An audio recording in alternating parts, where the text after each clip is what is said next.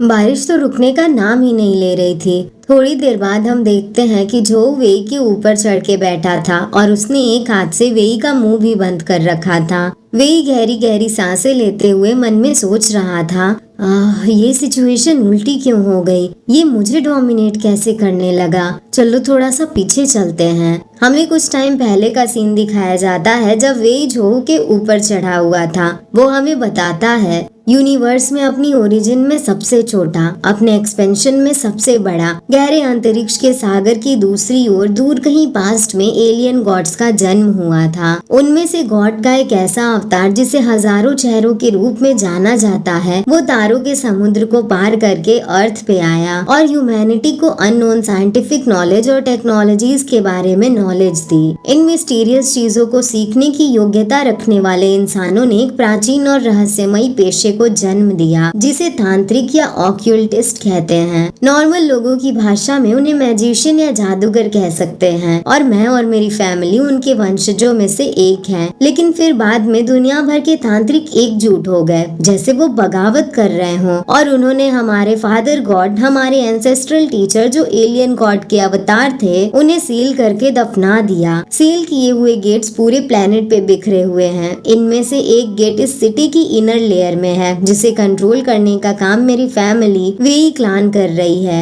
लेकिन किसी unknown reason की वजह से हमारी फैमिली का गेट क्रैक हो गया है। वो क्रैक्स अब धीरे धीरे बढ़ रहे हैं। एलियन गॉड का अवतार कभी भी गेट से भाग सकता है और फिर वो तांत्रिकों और आम इंसानों से बदला लेगा। ये खतरा बढ़ते ही जा रहा है। इसके अलावा हमारे क्लान के लीडर ग्रैंडफादर, जिन्हें सील को रीस्टोर करना था, अचानक से उनकी तबीयत खराब हो गई है। अब सील को ठीक करने और इस शहर को खतरे से बचाने के लिए मेरी शक्तियों की जरूरत है। 7 साल पहले मुझे ये बाहरी दुनिया देखनी थी, इसीलिए मैं घर से भाग गया और फिर तुमने मुझे साथ रख लिया और फिर मैंने तांत्रिक पावर्स का यूज करके तुम्हारे फादर को खत्म कर दिया। मेरी फैमिली को जैसे ही मेरे बारे में पता चला, वो तुरंत मुझे लेने आ गए। जाने से पहले मैं सोच रहा था कि मेरी मैजिक पावर शायद बेकार हो चुकी हैं। तुमने मुझे उन गुंडों से बचाया था और अपने साथ रखा था, तो मैंने सोचा कि मैं इनाम के तौर पे अपनी आधी मैजिक पावर्स तुम्हें दे दूं।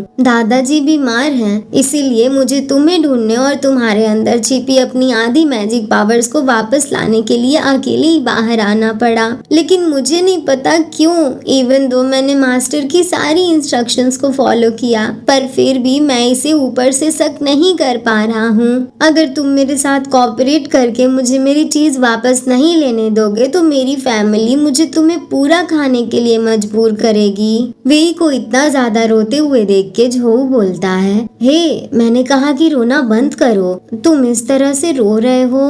रोते रोते तुमने जो भी बोला मैं कुछ नहीं सुन पाया। यहाँ पे विक्टिम तो मैं हूँ ना, रोना तो मुझे चाहिए, तो फिर तुम क्यों रो रहे हो? और मेरी शॉर्ट से अपनी नाक पोंछना बंद करो, ये बहुत ही डिस्गस्टिंग है। वेई झोऊ की बात पे ध्यान ना देते हुए उसकी शर्ट से नाक पोंछते हुए रोते रोते बोलता है, वेल, अब कुछ नहीं हो सकता। मैंने तुम्हें हिलने से मना किया था, पर तुम फिर भी मेरे माथे से टकरा गए। वेई अपने फोरहेड को दिखाते हुए आगे बोलता है, यहाँ मेरा गुड स्पॉट है। गाइज, आप सब गुड में से डबल ओडी हटा दो, फिर जो जी बचा है वही उसी स्पॉट की बात कर रहा है। मैं सीधे सीधे नहीं बोल सकती, पर आप सब तो समझदार हो ना।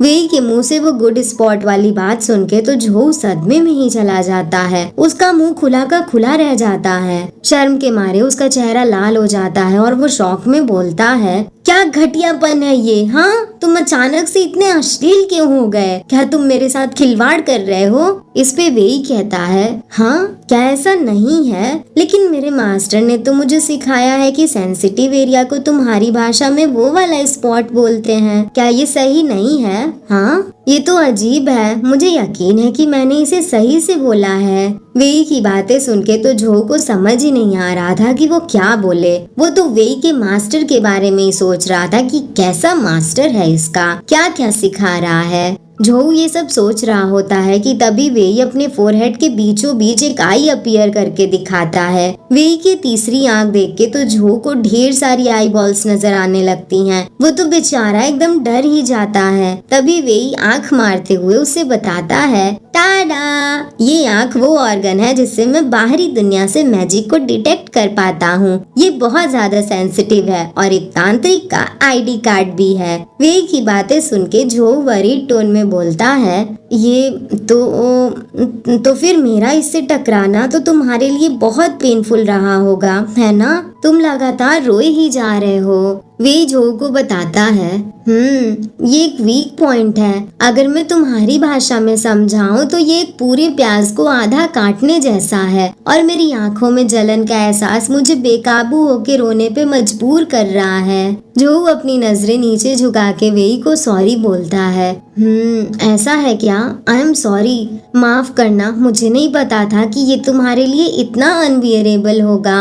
जो को अपनी फिक्र करते हुए देख के तो वे शॉक ही हो जाता है। हाँ, तुम्हें मेरी चिंता हो रही है? ओहो, कोई बात नहीं, ये तो कुछ भी नहीं है। मेरे मास्टर ने मुझे सिखाया है कि कुछ बातें ना जानना ही अच्छा होता है। मुझे बहुत खुशी है कि तुम समझ गए। मैं बहुत खुश हूँ। एज लॉन्ग एज तुम मेरे साथ कोऑपरेट करके मुझे मेरी मैजिक पावर को चूसने दोगे। अभी वे ये बोलते हुए आगे बढ़ रहा होता है कि तभी धड़ाम जो फिर से जोरों से उसके फोरहेड पे बम्प करता है और वे दर्द में कराहते हुए जमीन पे गिर जाता है, जिसकी वजह से उसके टेंटिकल्स लूज हो जाते हैं और झोऊ छूट जाता है। वेई के टेंटिकल्स से खुद को छुड़ाने के बाद झोऊ अपनी कलाई को सहलाते हुए वेई को देखते देखते मन में सोच रहा था, क्या ये स्टूपिड है? वे जमीन पे पड़े हुए दर्द में करा रहा था कि तभी झोऊ उसके ऊपर चढ़ के अपने हाथ से उसका मुंह कवर कर लेता है ताकि वे कम से कम कुछ देर के लिए तो झोऊ की बॉडी से कुछ चूसने की कोशिश ना करे और कम से कम अपना मुंह बंद करके रखे। झोऊ वे से कहता है,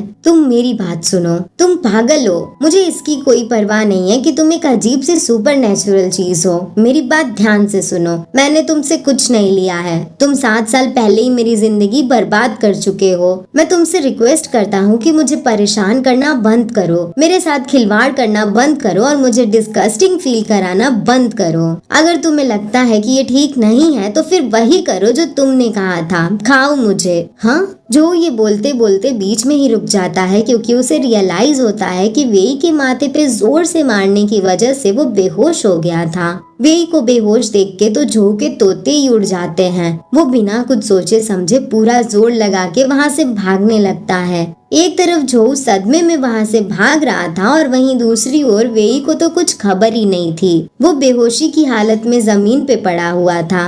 वेई की ऐसी हालत देख के उसके टेंटिकल्स एक्शन में आते हैं और उसे पूरी तरह से जकड़ के उसे उठाने की कोशिश करने लगते हैं, पर उसका कोई भी फायदा नहीं होता। वेई की डमनेस को देख के तो उसके टेंटिकल्स भी परेशान हो जाते हैं। तभी उनमें से एक टेंटिकल वेई के सिर पे पट से एक हेडशॉट देता है। वेई को तो चोट इतनी जोर की लगती है कि वो तुरंत उठ के बैठ जाता है और रोते हुए अपने टेंटिकल्स को डांटते हुए कहता है, आओ, बहुत दर्द हो रहा है। क्या तुम थोड़े जेंटल तरीके से नहीं कर सकते हो? जब हम घोंसले में वापस चलेंगे तो मैं तुम सबको मेल्ट करके फिर से बनाऊंगा, समझे तुम?